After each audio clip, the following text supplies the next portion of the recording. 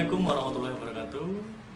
Nama saya Bahrul Rizky Kurniawan. Saya dari jurusan Fisika, Fakultas MIPA.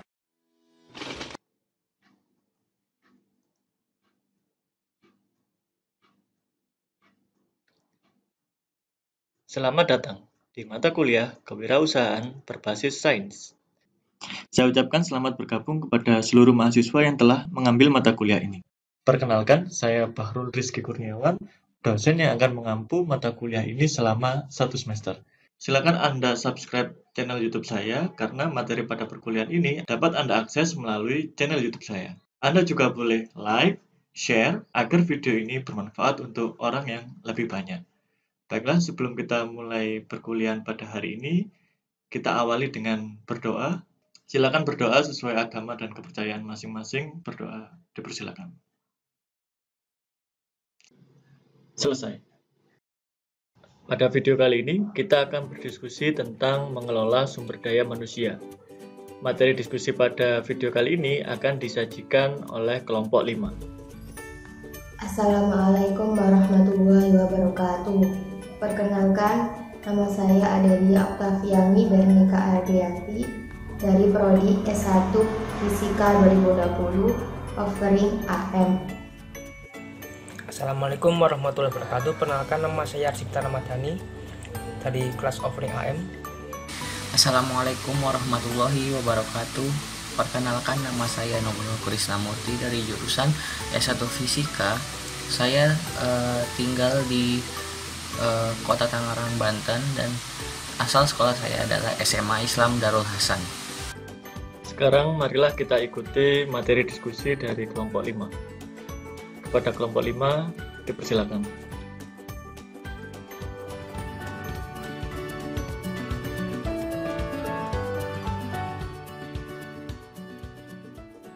Assalamualaikum warahmatullahi wabarakatuh.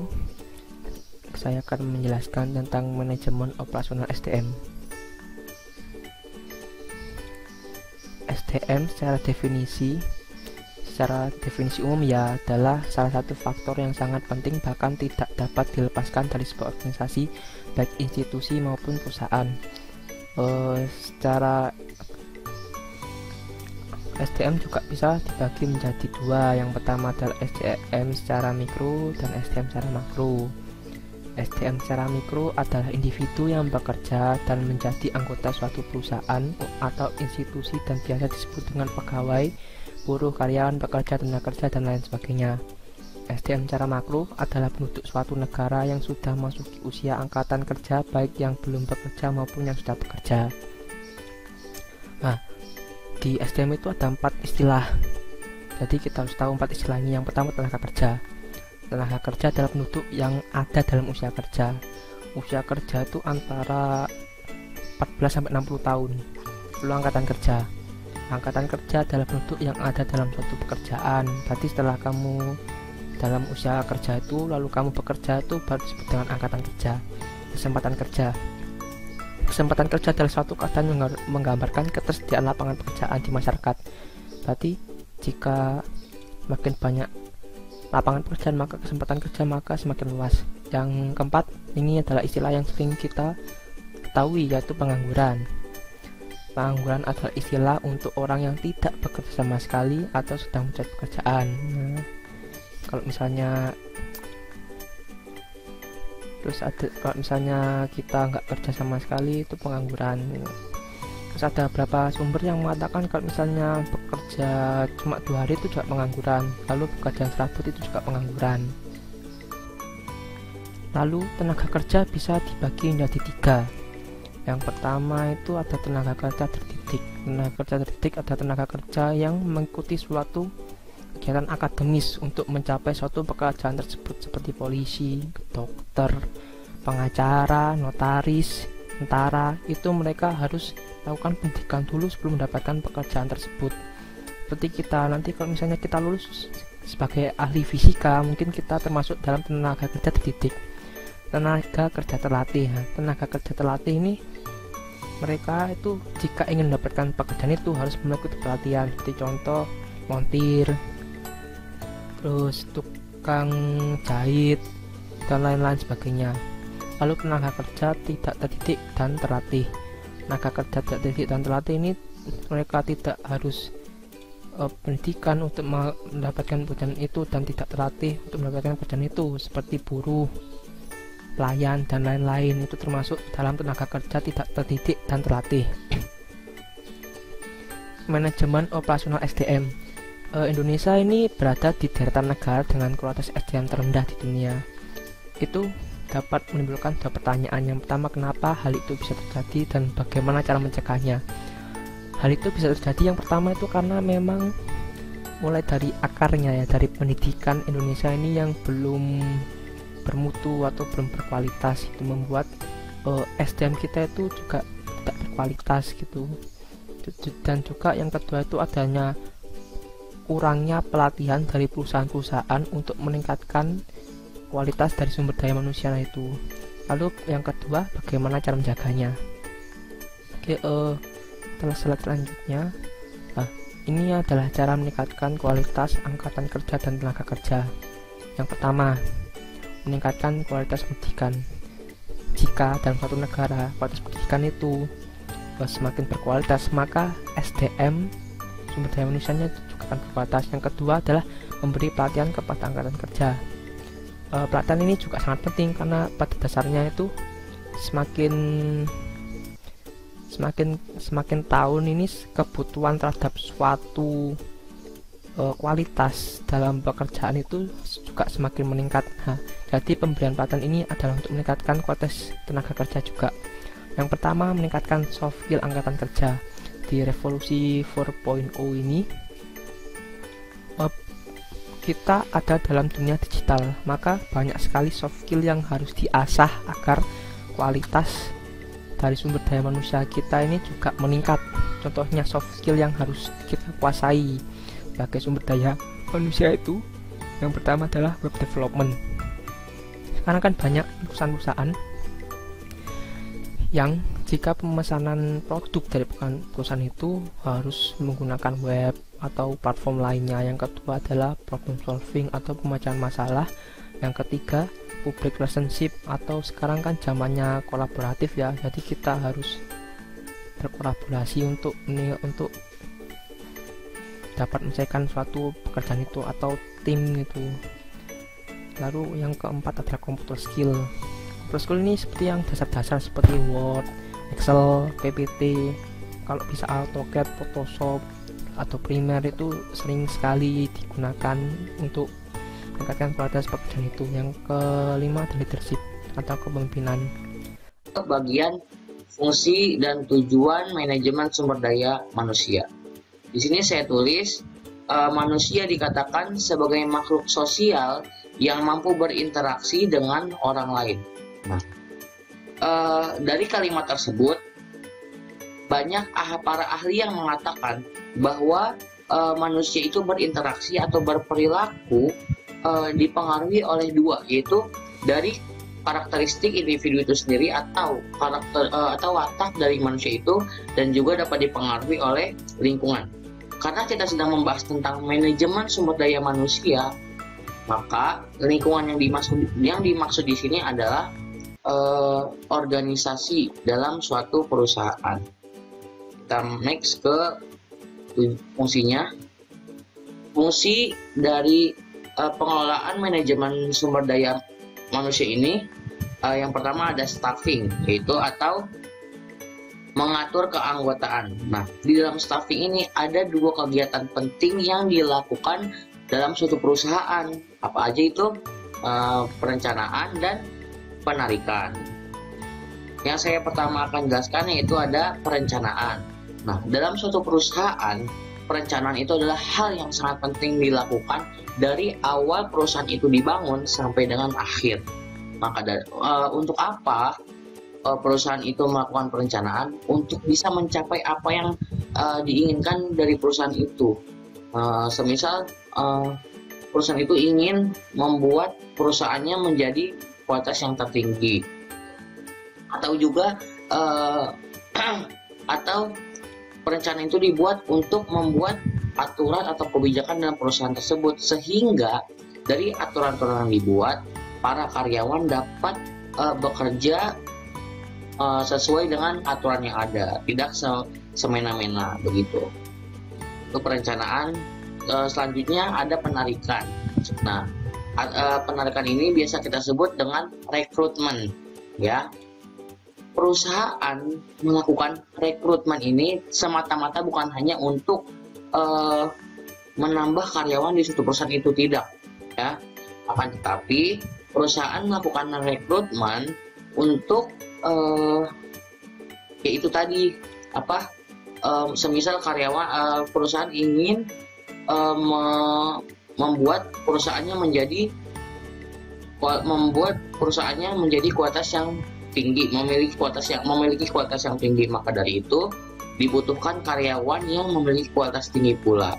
Maka dari itu di suatu perusahaan saat melakukan rekrutmen ada beberapa tahap yang dilakukan, seperti tahap pengumpulan berkas, tahap tes, dan juga biasanya ada wawancara. Di wawancara ini biasanya perusahaan akan mengetahui seluk-beluk atau latar belakang dari karyawan tersebut. Itu staffing. Fungsi kedua ada evaluasi. Akan saya bacakan. Pada kegiatan ini, karyawan yang dinyatakan lolos seleksi akan mendapatkan pelatihan agar para karyawan bisa meningkatkan kompetensinya. Nah, setelah karyawan dinyatakan lolos dalam seleksi tadi, maka karyawan akan mendapatkan kegiatan pelatihan. Pertanyaannya, apakah pelatihan hanya khusus untuk karyawan baru? Jawabannya adalah tidak. Setelah bekerja, karyawan perlu dilatih agar apa? Nah, di sini agar karyawan bisa meningkatkan kompetensinya. Apa sih kompetensi itu? Kompetensi adalah kemampuan untuk bisa menguasai suatu hal. Next, kita ke yang ketiga, ada pengupahan dan kepuasan. Biasanya kita sebut dengan kompensasi, atau bahasa kita biasanya itu imbalan. Di sini saya akan bacakan, adanya kompensasi dalam rangka memberi reward kepada para karyawan yang berkinerja terhadap perusahaan. Biasanya berupa gaji pokok, bonus insentif, jatah cuti, dan lain-lain. Perlu diketahui, reward ini juga diberikan kepada karyawan yang sudah lama di sana, di perusahaan tersebut, dan juga karyawan yang rajin begitu. Nah, adanya kompensasi tersebut karena perusahaan mengalami peningkatan, keuntungan lebih, kinerja karyawan yang memuaskan, produksi meningkat, dan lain-lain. Nah, perlu kita ketahui juga bahwa kompensasi dalam perusahaan itu dapat meningkatkan produktivitas para karyawan dan dapat meningkatkan semangat mereka. Karena apa? Karena adanya reward tersebut, ya. Kita lanjut ke fungsi keempat, yaitu membangun relasi. Di sini saya bacakan, membangun relasi antara departemen dengan para karyawan adalah hal yang sangat penting bagi suatu perusahaan untuk mencapai tujuan perusahaan dan menghindari berbagai keluhan dan masalah. Perlu kita ketahui nih bahwa koneksi antara perusahaan dengan karyawan itu adalah hal yang sangat penting. Karena apa? Karena mungkin saja dengan perusahaan berhubungan dengan para karyawan, sehingga perusahaan memiliki ide-ide lain yang dikeluarkan dari pendapat karyawan tersebut. Maka dari itu perlu kita ketahui juga bahwa semua manusia itu memiliki potensi yang berbeda-beda. Maka dari itu kita harus saling menghargai pendapat para orang yang ada di sekitar kita. Nah, maka dari itu apabila hubungan antara perusahaan dan karyawan itu rusak, maka akan menimbulkan berbagai keluhan dan masalah yang seperti yang saya tulis ini. Nah, di sini masalah apa sih yang dapat timbul apabila koneksi antara perusahaan dan karyawan itu rusak? Nah, ini nih, yaitu demonstrasi dan mogok kerja begitu. Kita lanjut ke fungsi kelima, yaitu ada pencipta aman dan sehat. Aman dan sehat maksudnya menghindari hal-hal yang tidak diinginkan yang berisiko seperti kecelakaan yang dialami pekerja. Nah, kita balik lagi ke fungsi kedua, yaitu evaluasi. Setelah kita lolos dalam seleksi perusahaan tadi, maka adanya pelatihan. Di antaranya ada pelatihan penggunaan keselamatan kerja, memperbaiki kondisi yang dapat membahayakan karyawan dan sebagainya. Maka dari itu kita dapat mengetahui bagaimana cara menggunakan alat-alat yang ada di perusahaan itu sehingga tidak membahayakan diri kita ini. Di sini juga saya tulis pelatihan khusus yang dilakukan meliputi yang pertama ada keselamatan kerja yang telah saya sampaikan tadi, yang kedua memperbaiki kondisi yang membahayakan pekerja, yang ketiga adanya program kesehatan. Nah, jika karyawan telah ada yang mengalami kecelakaan dalam kerjaannya, maka biasanya terdapat uang kesehatan atau dapat memiliki asuransi dari kompensasi tersebut, biasanya begitu dibuatkan asuransi kesehatan. Yang keempat ada membuat laporan setiap ada kecelakaan. Kita lanjut ke fungsi terakhir, yaitu ada pemberhentian. Di sini saya akan bacakan pemberhentian dalam suatu perusahaan bergantung pada alasan tertentu. Alasan tertentu tersebut diantaranya yang pertama ada PHK, yang kedua ada pensiun, yang ketiga ada masalah lain. Nah, perlu kita ketahui juga PHK atau putus hubungan kerja itu adalah pemutusan hubungan antara perusahaan dengan karyawan yang disebabkan oleh suatu hal sehingga hubungan tersebut berakhir. Nah, contoh dari PHK itu pada saat masa-masa pandemi ini, karena banyak perusahaan yang mengalami penurunan omset atau keuntungan sehingga banyak karyawan yang dikeluarkan atau dikurangi gitu. Yang kedua ada pensiun atau kontrak kerjanya itu sudah habis atau masalah-masalahnya yang sehingga membuat perusahaan tidak ingin bekerja atau bekerja sama lagi dengan karyawan tersebut. Nah, kita lanjut ke tujuan dari pengelolaan SDM ini. Dari seluruh fungsi yang saya jelaskan tadi dapat kita simpulkan di sebagai tujuan pengelolaan SDM ini. Yang pertama ada mengembangkan efektivitas kerja sumber daya manusia. Kita balik lagi ke fungsi pertama, yaitu dalam perencanaan. Perencanaan itu dilakukan antaranya untuk membuat aturan dalam suatu pekerjaan. Nah, sehingga dengan adanya aturan, pekerjaan para tenaga kerja seperti karyawan dapat berjalan efektif begitu. Yang kedua ada memperbaiki kualitas tenaga kerja.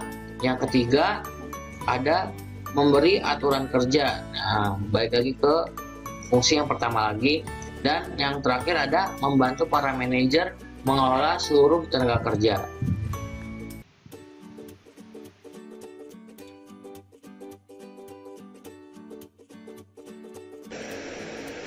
Assalamualaikum warahmatullahi wabarakatuh. Saya Adelia Oktaviani Beka Arianti dari kelompok 5 akan menjelaskan sedikit materi, yaitu komponen meningkatkan SDM.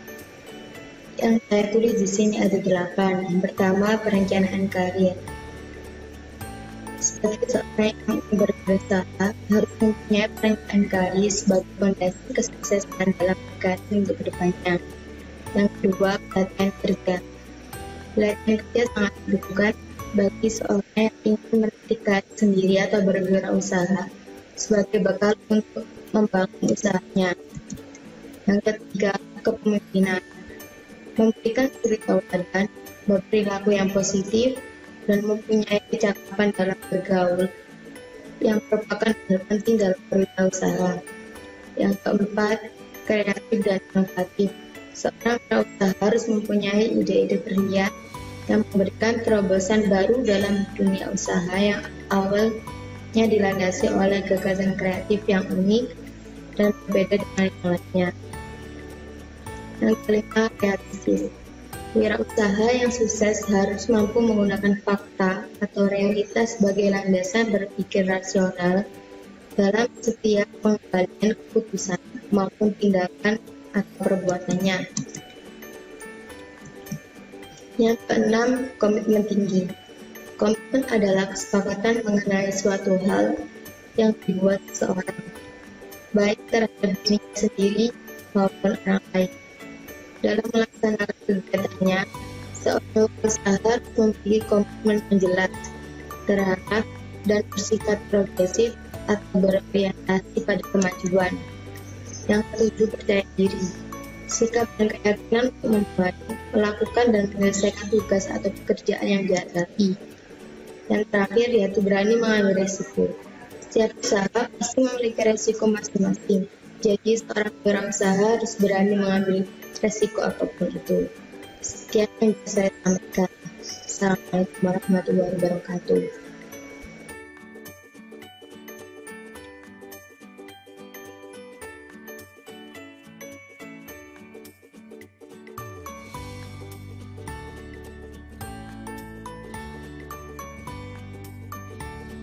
Terima kasih kepada kelompok penyaji yang telah menyajikan materi diskusi pada video kali ini. Selanjutnya, bagi peserta diskusi, Anda dapat mengajukan pertanyaan kepada kelompok penyaji melalui WhatsApp grup mata kuliah ini. Silakan Anda ajukan pertanyaan terkait materi yang telah disampaikan oleh kelompok penyaji.